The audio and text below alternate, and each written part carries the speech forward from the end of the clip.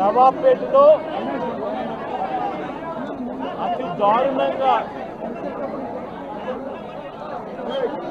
కేవలం ఆధిపత్యం అన్నది చాటడం కోసం ఒక పథకం ప్రకారం అక్కడ కర్రలతో అతి దారుణంగా దాదాపుగా 20 మంది కలిసి కర్రలతో అతి పాశవికంగా కొడుతూ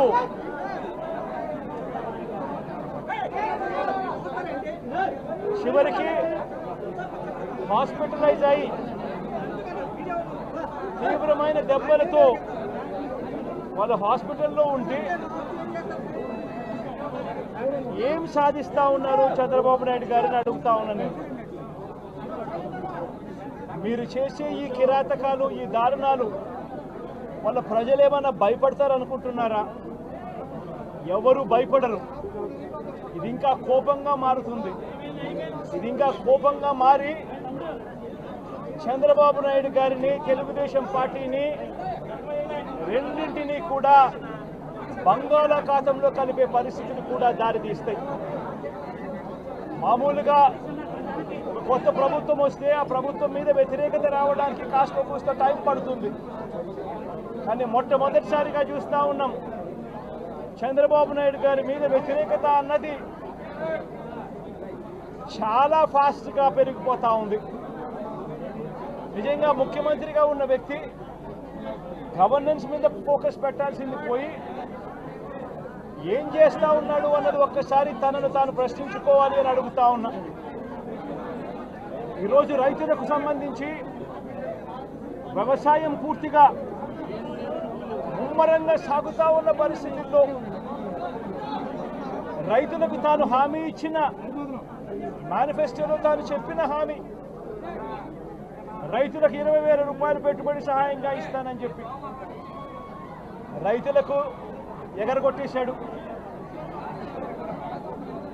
ఇవ్వాల్సిన రైతు భరోసా సొమ్మును కూడా ఇవ్వకుండా, ఎక్కువ చేసి ఇస్తానన్న రైతు భరోసా సొమ్మును కూడా ఇవ్వకుండా రైతులకు మోసం చేశాడు. పిల్లలు బడులకు పోతా ఉన్నారు. ఎంతమంది పిల్లలు బడులకు పోతా ఉన్నారు అన్నది అందరికీ తెలిసిన లెక్కలే. ప్రతి సచివాలయంలోనూ ఎంప్లాయీస్ ఉన్నారు, మండల ఎడ్యుకేషన్ ఆఫీసర్లు ఉన్నారు. అయినా కూడా తల్లులను మోసం చేస్తూ అమ్మఒడి ఎగరగొట్టేశారు. ప్రతి పిల్లాడికి ఇస్తాను అని ఎన్నికలప్పుడు చెప్పిన హామీ నీకు 15,000, నీకు 15,000, నీకు 15,000, నీకు 15,000 అని చెప్పి ఆ ప్రతి పిల్లాడిని చూపించి ఇస్తాము అని చెప్పి ఆ పిల్లలను మోసం చేశారు. ప్రతి అక్క చెల్లెమ్మలను మోసం చేశారు. తల్లులకు అమ్మఒడి ఇస్తామని తల్లుల దగ్గర నుంచి మొదలెడితే ప్రతి తల్లికి 18 సంవత్సరాలు నిండిన ప్రతి అమ్మాయికి, ప్రతి అక్కకు, ప్రతి చెల్లెమ్మకు నెలకు 1,500 రూపాయలు ఇస్తామని చెప్పి వాళ్ళను మోసం చేశారు. ఈరోజు ఫీజు రీయింబర్స్మెంట్ తీసుకుంటా ఉన్న పిల్లలు జనవరి, ఫిబ్రవరి, మార్చ్ క్వార్టర్ ఫీజులు రాలా. ఏప్రిల్, మే, జూన్ ఫీజులు, 2వ క్వార్టర్ కూడా ఫీజులు రాలా. పిల్లలు చదువుకునేదానికి కూడా ఇబ్బంది పడే పరిస్థితిలోకి, ఫీజులు కట్టలేని పరిస్థితిలోకి కాలేజీ యాజమాన్యాలు ఫీజులు అడుగుతా ఉన్న పరిస్థితిని ఈరోజు చూస్తూ ఉన్నాం. పిల్లలకు వసతి దీవెన ఎగరగొట్టేశారు. అక్క చెల్లెమ్మలకు 0 వడ్డీ కూడా రావాల్సిన 0 వడ్డీ కూడా మామూలుగా ఏప్రిల్లో రావాల్సిన అది ఎగరగొట్టేశారు. ఇవన్నీ కూడా వైఎస్ఆర్ కాంగ్రెస్ పార్టీ ఉన్నప్పుడు, జగన్ ముఖ్యమంత్రిగా ఉన్నప్పుడు క్రమం తప్పకుండా క్యాలెండర్ ఇచ్చి ప్రతి ఒక్కరిని కూడా ఆదుకుంటూ వస్తూ ఉన్న పరిస్థితి. అమ్మఒడి అయితేనేమి, రైతు భరోసా అయితేనేమి, విద్యా దీవెన అయితేనేమి, వసతి దీవెన అయితేనేమి, 0 వడ్డీ అయితేనేమి, మత్స్యకార భరోసా అయితేనేమి, ఇవన్నీ కూడా ప్రజలు మాకెందుకు ఇంకా ఇవ్వలేదు అని చెప్పి ప్రజలు అడుగుతూ ఉన్నారు. వారి గురించి పట్టించుకోకుండా, వారికి చేయాల్సిన మంచి గురించి పట్టించుకోకుండా స్కూళ్ళను నిర్వీర్యం చేస్తూ, చదువులను నిర్వీర్యం చేస్తూ, హాస్పిటళ్లను నిర్వీర్యం చేస్తూ, చివరికి ఏ ఒక్కరూ కూడా మిమ్మల్ని ప్రశ్నించకూడదు అని, ఏ ఒక్కరూ కూడా రోడ్లెక్కకూడదు అని ఈ మాదిరిగా భయాందోళనను క్రియేట్ చేయాలనే ఉద్దేశంతో గ్రామ స్థాయి నుంచి మొదలెడితే ప్రతి ఒక్కరికి కూడా మీ కక్షలు, మీ కార్పణ్యాలు మీరు తీర్చుకోండి అని చెప్పి గ్రీన్ సిగ్నల్ ఇస్తూ గ్రామ స్థాయి నుంచి ఈ భయానక వాతావరణాన్ని క్రియేట్ చేస్తూ ఉన్నారు. ఆలోచన చేసుకోమని అడుగుతా ఉన్నా.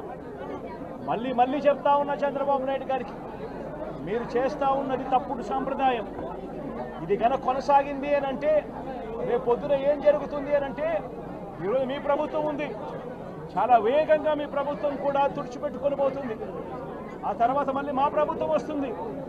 ఆ తప్పుడు మా ప్రభుత్వం వచ్చినప్పుడు కార్యకర్తలు నేను వద్దు అని చెప్పినా కూడా వినకుండా ఆ కార్యకర్తలు చంద్రబాబు నాయుడు గారి తెలుగుదేశం పార్టీ వాళ్ళందరికీ కూడా బుద్ధి చెప్పే పరిస్థితి కూడా చంద్రబాబు నాయుడు గారు బీజం వేస్తూ ఉన్నారు. ఈరోజు దయచేసి నేను చంద్రబాబు నాయుడు గారికి చెప్తా ఉన్నా, ఈ తప్పుడు సాంప్రదాయాలను ఇంతటితో ఆపండి. ఈ తప్పుడు సాంప్రదాయాలు పెద్దయ్యాయి, వృక్షాలైనాయి అని అంటే ఆ తర్వాత ఆపడం ఎవరి చేత కాకుండా పోతుంది. ఇప్పటికే లా అండ్ ఆర్డర్ అనేది గాడి తప్పింది. ఇప్పటికే ఏం జరుగుతూ ఉంది అన్నది మీకే తెలియకుండా కూడా జరిగేంత దారుణమైన పరిస్థితిలోకి ఈరోజు లా అండ్ ఆర్డర్ పోతూ ఉంది.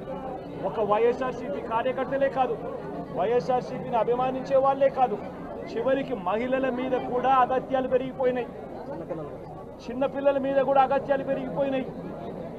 ఇష్టం వచ్చినట్టుగా రౌడీజం పెరిగిపోయింది. ఇష్టం వచ్చినట్టుగా ఎవరికి బుద్ధి పుడితే వాళ్ళు చేస్తూ ఉండే కార్యక్రమాలు జరుగుతూ ఉన్నాయి. లా అండ్ ఆర్డర్ పూర్తిగా గాడి తప్పిన పరిస్థితులు కనిపిస్తూ ఉన్నాయి. ఇప్పటికైనా చెప్తా ఉన్నాను, హెచ్చరిస్తూ ఉన్నాం, మరొక్కసారి కూడా చెప్తా ఉన్నాం.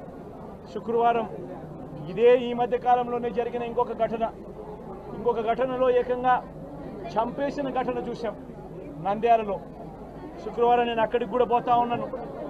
ఆ ఘటనను కూడా ఒకసారి రాష్ట్రం దృష్టికి, దేశం దృష్టికి కూడా తీసుకొని పోయే ప్రయత్నంలో భాగంగా అక్కడికి కూడా వెళ్ళి జరిగిన అగాత్యం, జరిగిన అన్యాయం అక్కడ కూడా హైలైట్ చేసే కార్యక్రమం కూడా చేస్తాం. ఖచ్చితంగా హైకోర్టు తలుపులు తడతాం, అవసరమైతే సుప్రీంకోర్టు తలుపులు కూడా తడతాం. ఇప్పటికే ప్రధాన రాజకీయ పక్షాలన్నింటికీ కూడా రాష్ట్రంలో జరుగుతూ ఉన్న అన్యాయాల గురించి వివరించడం జరిగింది. ఇక హైకోర్టు, సుప్రీంకోర్టు గడపలు కూడా గట్టిగా వాళ్ళ తలుపులు కూడా కొట్టే కార్యక్రమాలు గట్టిగా చేస్తాం. రాష్ట్రంలో జరుగుతూ ఉన్న ఈ అన్యాయాలు, ఈ ఆక్రందనల మీద ఎందుకు ప్రెసిడెంట్ రూల్ విధించకూడదు అని చెప్పి కూడా గట్టిగా వాళ్ళని అడిగే కార్యక్రమం కూడా చేస్తాం. గవర్నర్ గారిని కూడా ఈ విషయంలో కలగజేసుకోవాల్సిన అవసరం ఉంది అని చెప్పి కూడా గవర్నర్ గారిని కూడా ఈ సందర్భంగా విన్నపిస్తూ ఉన్నాం. ఇవన్నీ కనీసం మీరన్నా సుప్రీంకోర్టు జడ్జిగా పనిచేశారు, కనీసం మీ సమక్షంలో మీరు ఉండగానే ఇవన్నీ ఈ రాష్ట్రంలో జరుగుతూ ఉన్నాయి.